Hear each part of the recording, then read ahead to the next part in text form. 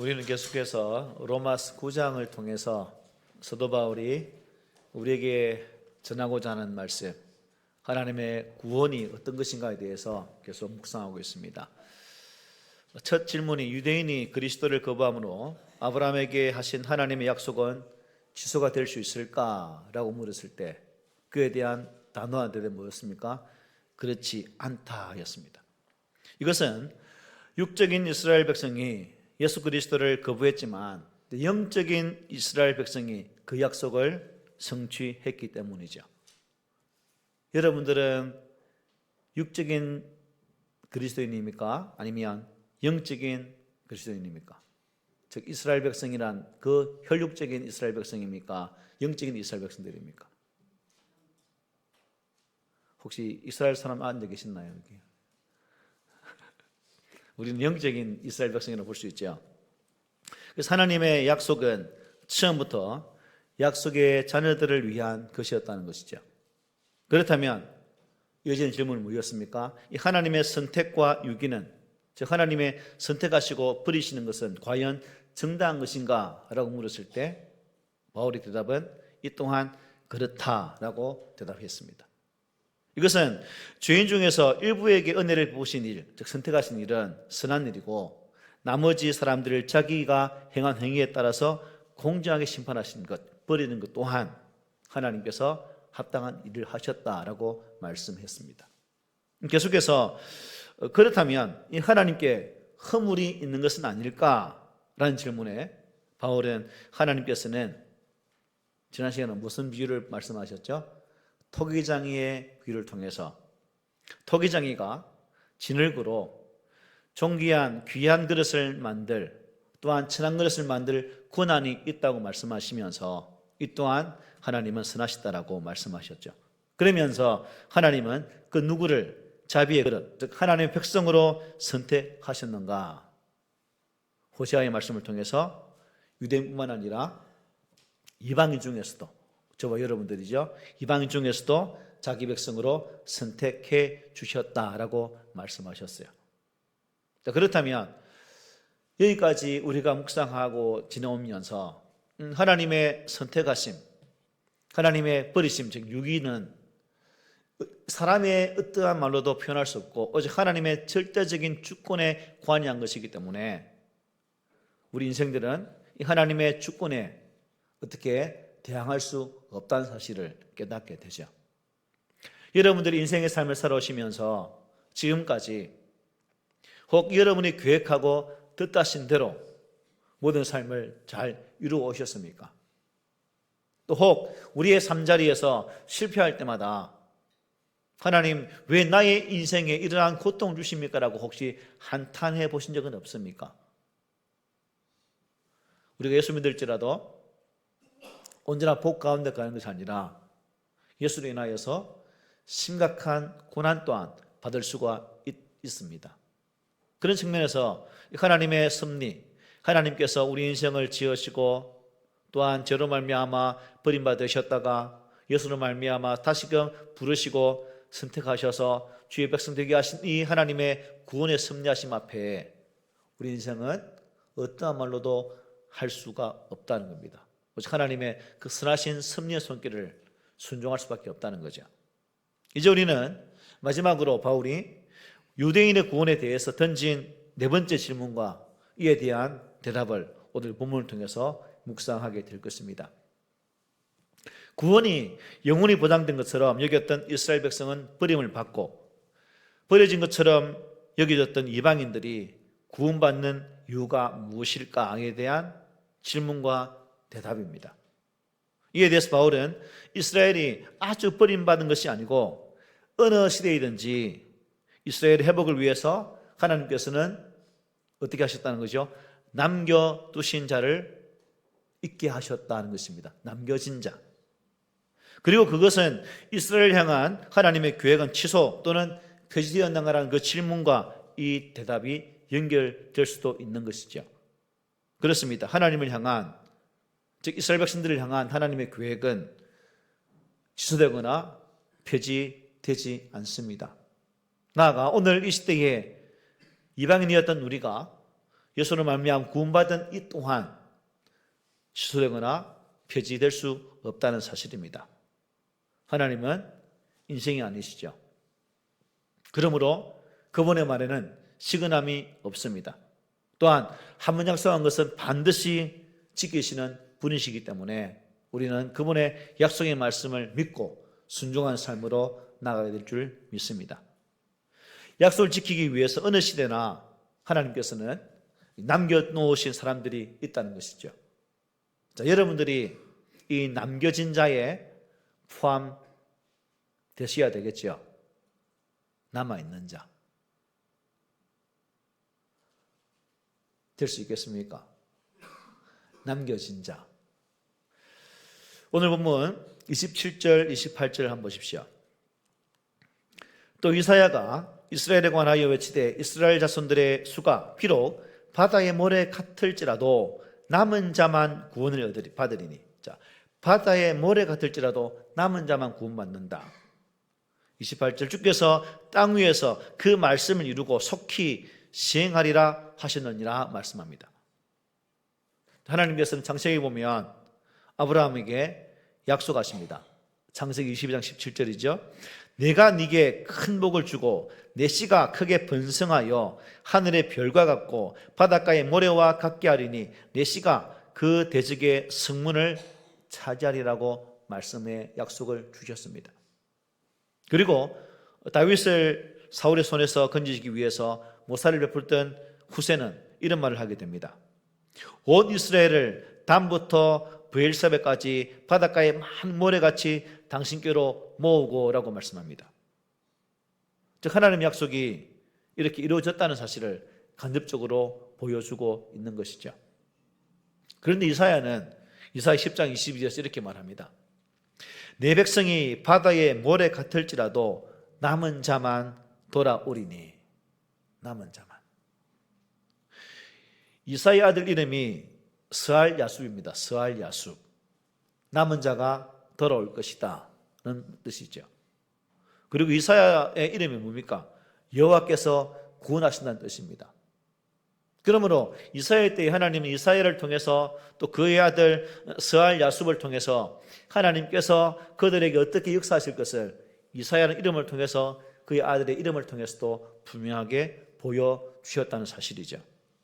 그러니까 하나님께서는 환난과 시험과 핍박과 어려움 속에서도 끝까지 어떻게 해요? 남은 이스라엘 백성들을 반드시 구원하실 것이라는 사실을 알리기 위해서 이사야와 그의 아들 스알야숲을 이렇게 함께 보내게 되었다는 것입니다.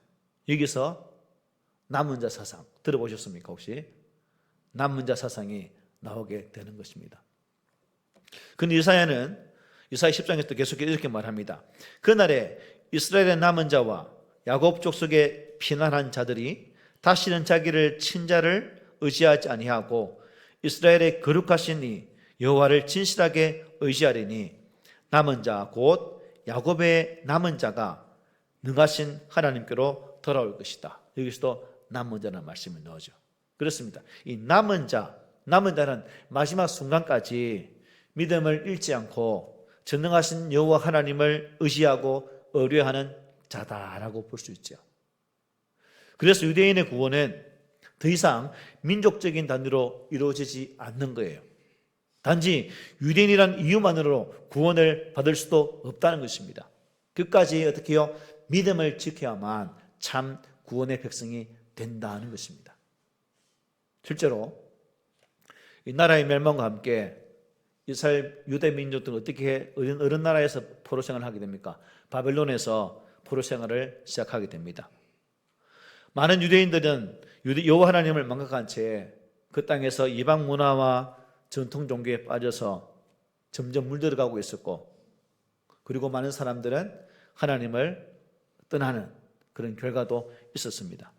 하지만 그러한 상황 속에서도 하나님은 신실한 믿음의 사람들을 남겨두시게 됩니다.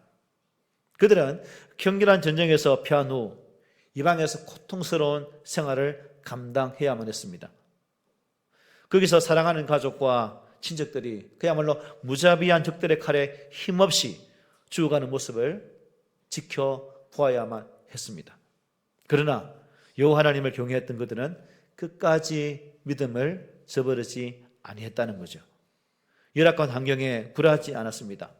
그들은 그 환경 속에서 회당을 세웠고 회당 속에서 자녀들에게 율법의 말씀을 가르쳤습니다. 하나님께서 허락하실 새날에 대한 기대를 또한 버리지를 않았습니다. 그리고 성경은 바로 그 사람들을 남은 자로 표현을 하고 있다는 사실입니다.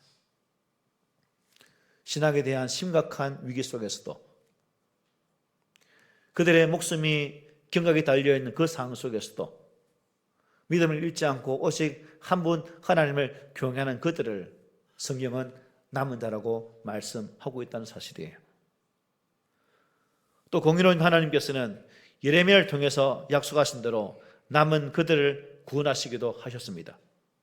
예레미야는 범죄로 인해서 멸망한 유다가 70년 동안 바벨론을 섬기다가 다시 고국 땅 팔레스타인으로 돌아오게 될 것을 예언하기도 했습니다. 그리고 하나님께서는 때가 참에 끝까지 남아서 당신을 믿고 의지했던 그들을 구원하기 위해서 바사왕 고레스를 도구로 사용하사 그 칙령을 통해 그들을 자유인으로 만들게 했다는 사실입니다. 여러분 생각해 보십시오. 유대 백성들의 입장에서 바사왕 고레스는 자신들을 지배하는 왕이었습니다.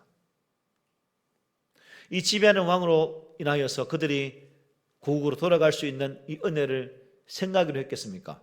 전혀 생각지도 못했다는 거죠. 하지만 하나님께서는 그 놀라운 방법으로 유대인들에게 포로에서 해방되는 은혜를 베풀었다는 거죠. 그래서 시인은 그 장면을 이렇게 노래합니다. 여호와께서 시온의 포로를 돌려보내실 때에 우리는 꿈꾸는 것 같았도다. 꿈을 꾸었대요.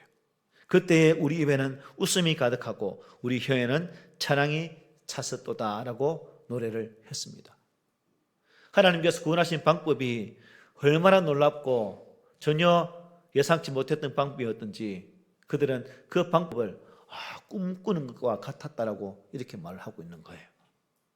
주체할 수 없이 밀려오는 그 기쁨으로 인해서 그들은 찬양으로 하나님을 경배할 수밖에 없었다는 사실입니다. 그들에게만 이 은혜는 여러분 거기에서 끝나지 않았습니다. 여러분 예루살렘에 돌아온 그들이 어떻게 했습니까? 무너진 성벽을 재건하고 성전을 다시금 세우면서 하나님께 예배하기 위한 자리를 만들어갔다는 사실입니다. 남은 자는 이렇게 주변의 환경과 여건에 굴하지 아니하고 하나님께 세우신 그 은혜 앞에서 그들에게 주어진 선한 도구 역할을 잘 감당하는 삶을 살았다는 것은 성경 우리에게 분명히 증거하는 바입니다. 그러므로 저와 여러분들은 오늘 이 시대 속에서 과연 나는 하나님의 은혜 앞에 구원을 받았는데 이 구원의 은혜가 마지막까지 내 삶 속에 나타남을 통해서 나 또한 하나님께서 남겨두신 그 남은 자의 삶을 살기 위해서 부단히 영적인 처절한 싸움 가운데서도 견디며 살고 있는가를 한번 살펴볼 이유가 있지 않겠습니까? 남은 자는 열악한 환경 속에서도 끝까지 믿음을 지킨 백성들입니다. 하나님께서 구원하신 백성들이기도 합니다. 하나님의 섭리와 선한 역사를 성취하기 위한 도구로 쓰임받는 백성들이기도 합니다. 그러기에 저와 여러분들이 오늘 이 시대 속에서 하나님께서 남겨두신 선한 백성, 하나님의 거룩한 구원의 은혜를 이 땅 위에 드러내기 위한 선한 도구로 쓰임받는 그 은혜가 있기를 소망해 봅니다. 그런데 오늘 우리는 죽음을 생각해야 할 정도로 여러분 심각한 환난 속에 있지는 않죠.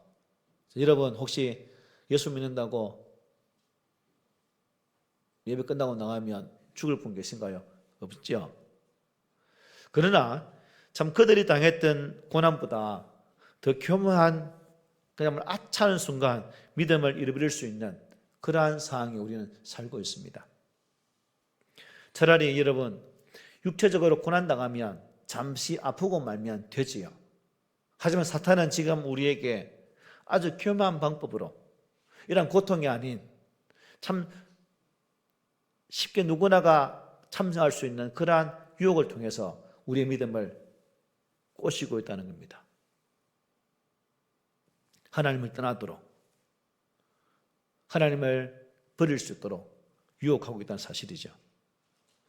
순간순간마다 보이지 않게, 그나마 교묘하게 치명적인 결과를 부를 수밖에 없는 방법으로 저와 여러분들을 지금도 유혹을 하고 있습니다.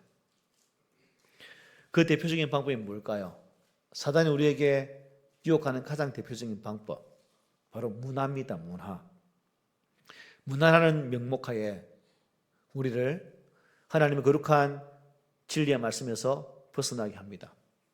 여러분, 천주교가 민족마다 들어가면서 그의 본연의 색깔을 상실하는 이유가 뭔지 아십니까? 바로 이 문화 결합이죠. 그 지역의 토속 문화와 결합되어진 그러한 방법으로 선교를 하다 보니까 성경의 절대 진리는 사라지고 말았다는 사실입니다.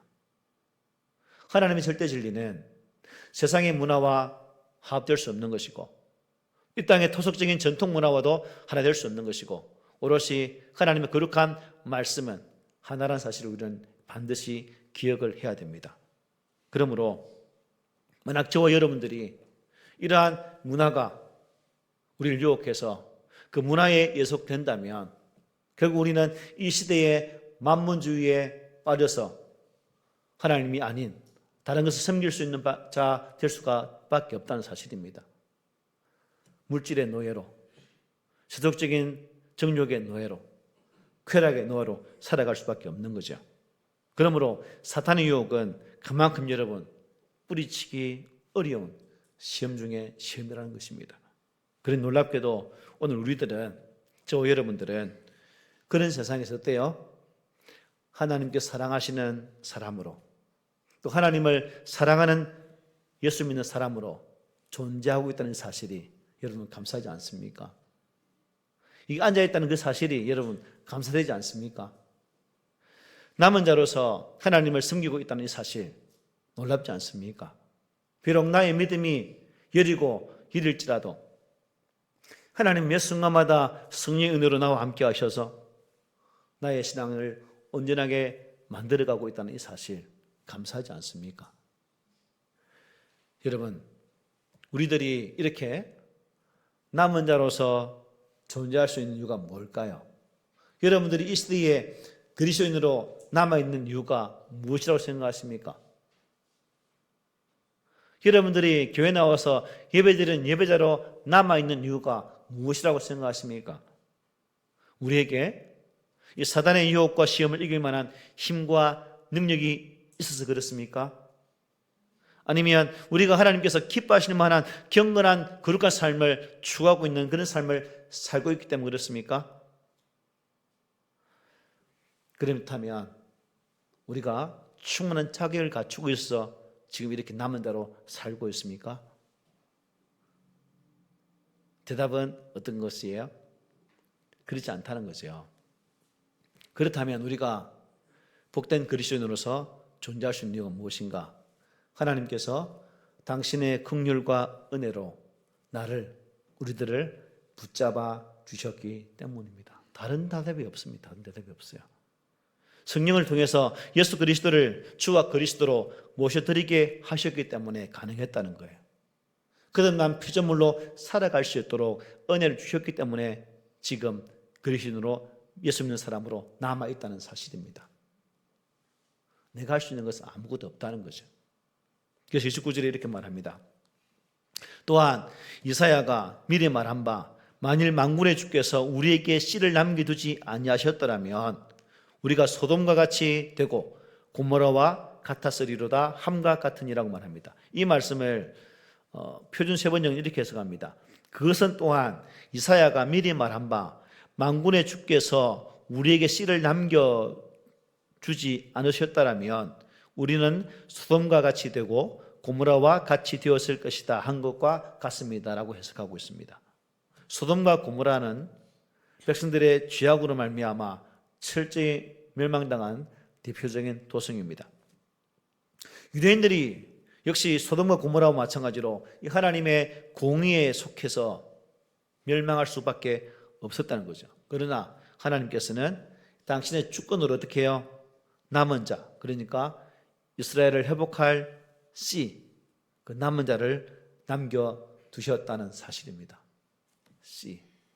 여러분, 벼농사를 지어서 하는데 씨는 뭐 많이 남겨둡니까? 아니잖아요. 조금 남겨두어서 그걸 통해서 우리가 더 많은 것을 수확하잖아요. 그 남아있는 씨가 되었다는 겁니다. 그들은 서민은 고사하고 제2의 소돔과 고모라처럼 저주받은 민족이 될 수밖에 없었지만 하나님은 서민 속에서 남아있는 자를 세우시고 그 씨를 통해서 하나님의 거룩한 구원의 계획들을 이루어 오셨다는 사실입니다. 거룩한 백성, 존귀한 백성, 하나님의 백성으로 살아갈 수 있는 것은 저도 그렇고 여러분도 그렇고 우리에게는 전혀 그러한 능력이 없습니다. 유대인이나 소돔과 고모라 백성들의 차이가 있을까요? 종이 한 장 차이도 나지 않습니다. 동일하다는 거죠.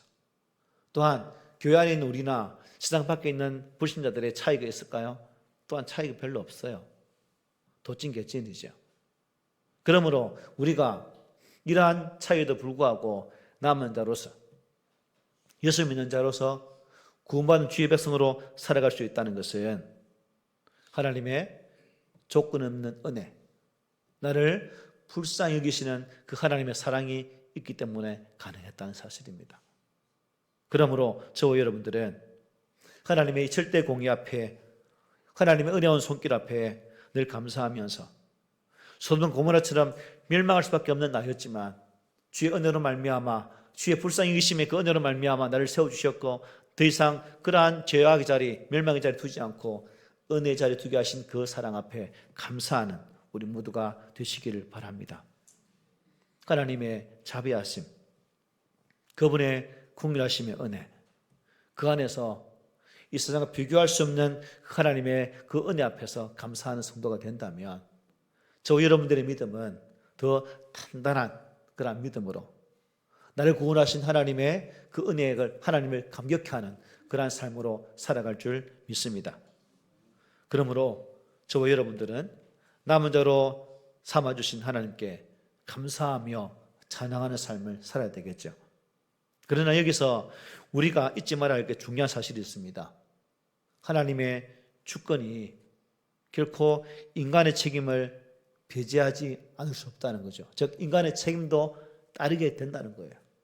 하나님의 은혜가 있지만 역시 우리 인간 편에서 주신 책임을 우리 또한 잘 감당하는 삶을 살아야 되는 사실입니다. 하나님의 뜻은 인간의 책임과 직결되어 있습니다. 그런 면에서 하나님의 주권적인 주권과 인간의 책임은 항상 공존하게 된다는 것이죠. 여러분, 구원받는 끝입니까? 아니죠. 영적 거룩한 백성으로 살아갈 책임이 우리에게 있다는 거예요. 그 책임을 우리 성도들은 감당해야 됩니다. 그래서 30절로 32절 초반에 이렇게 말씀해요. 그런즉 우리가 무슨 말을 하리요? 의를 따르지 아니한 이방인들이 의를 얻었으니 곧 믿음에서 난 의요. 의의 법을 따라간 이스라엘은 율법에 이르지 못하였으니 어찌 그리하냐라고 말씀합니다.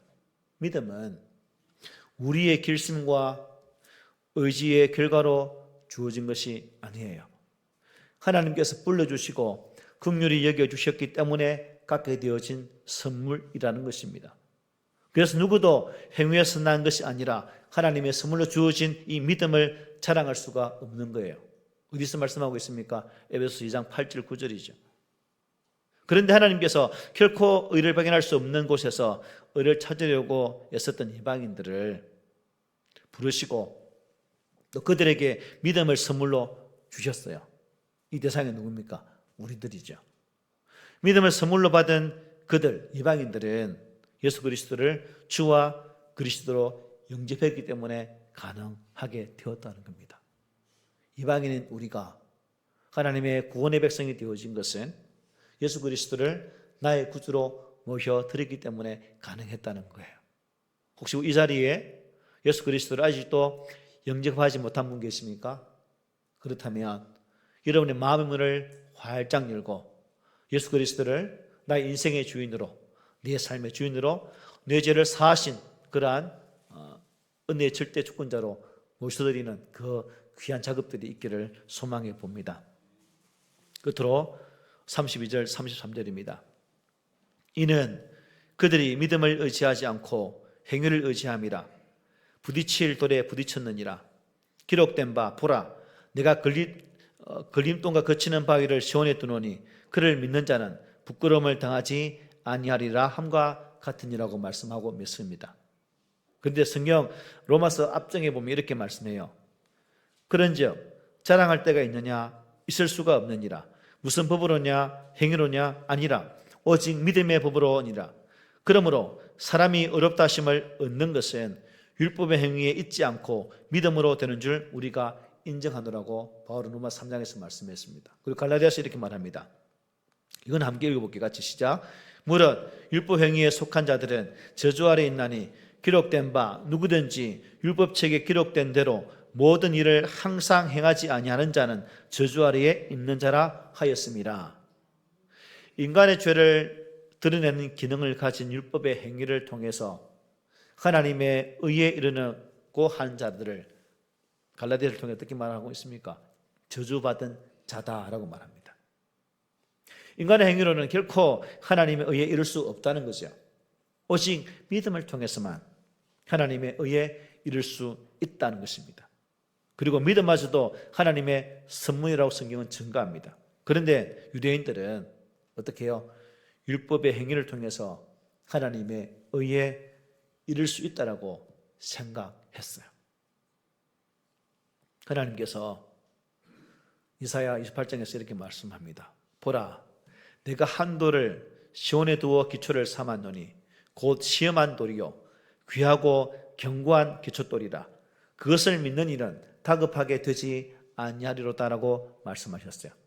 시온의 어떤 환난과 시험, 또 그것이 닥칠지라도 요동치 않는 뭐요?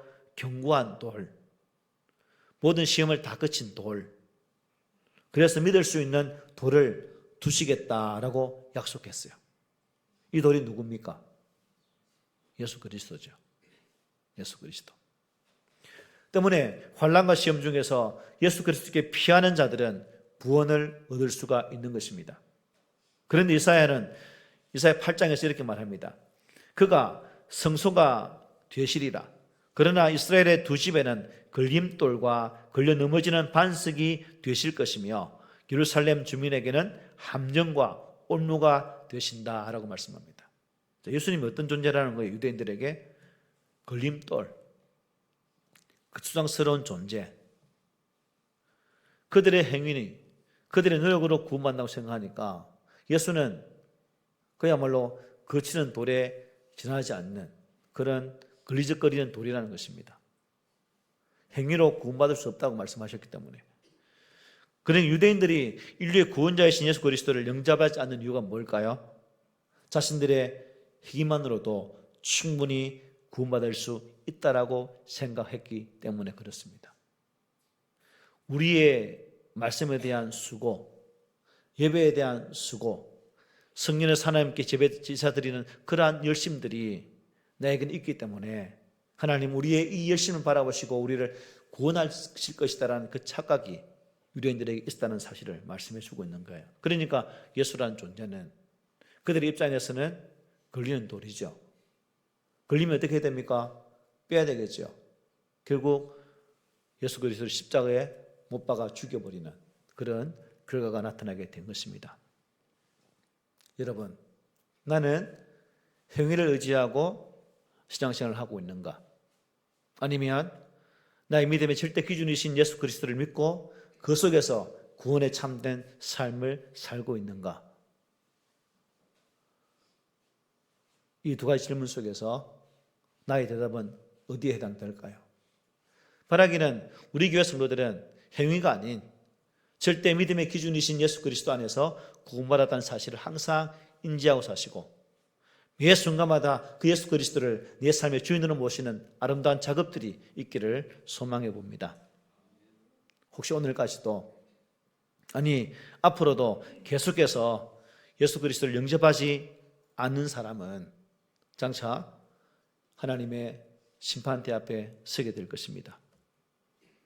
예수님의 초림은 인류를 구원하시기 위해 세상에 오셨지만 그분의 재림은 이제 마지막 심판주로 오게 된다는 것입니다.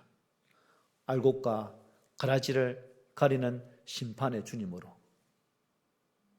저와 여러분들이 참 믿음을 지키기 어려운 이 시대 속에서 오늘 본문처럼 남겨진 자가 되어서 하나님의 거룩한 알곡으로서 주님의 거룩한 나라에 들어갈 수 있는 그 은혜와 복이 있다면 얼마나 감사가 되겠습니까? 하지만 우리가 이 시대에 굴복하고 시대 흐름 속에서 예수를 떠나버린다면 우리는 쭉정이가 되고 말 것이고 결국 마지막 불에 타버리는 그러한 존재가 되고 말 것입니다. 바라기는 우리 교회 모든 성도들이 마지막까지 믿음의 경기를 잘 감당해서 지금 나의 상태, 나의 형편은, 그리고 내가 있기까지, 이런 은혜 가운데 있기까지 도우신 분은 오직 하나님 한 분밖에 없다는 사실을 인지하면서 그 하나님 선택 앞에 감사하고 끝까지 남은 자로서의 삶을 살아낼 수 있는 그러한 성도가 되시기를 원합니다. 나아가 결코 결단코 나 자신 능력이나 행위를 의지하지 마십시오. 죄로 인해 죽어가던 인류를 구원하시기 위해 사랑하는 아들 예수 그리스도를 제물로 내려놓으신 그 하나님의 사랑에 반응하는 삶을 살아가시기를 바랍니다. 하나님께서 선물로 주신 그 믿음을 끝까지 지키는 성도들이 되시기를 소망합니다. 남은 자에게 주어진 이 마지막 시대에 하나님의 거룩한 복음의 도구로 쓰임받는 그 위치에 설 수 있는 그 은혜 또한 우리 가운데 있기를 원합니다. 여러분, 신앙은 하나님의 은혜입니다. 믿음은 하나님의 은혜의 결과물입니다. 오늘도 이런 하나님 은혜 앞에 반응하면서 우리의 마음 다한 고백을 드릴 수 있는 신실한 주의 백성들 되기를 오늘 말씀으로 부탁을 드립니다.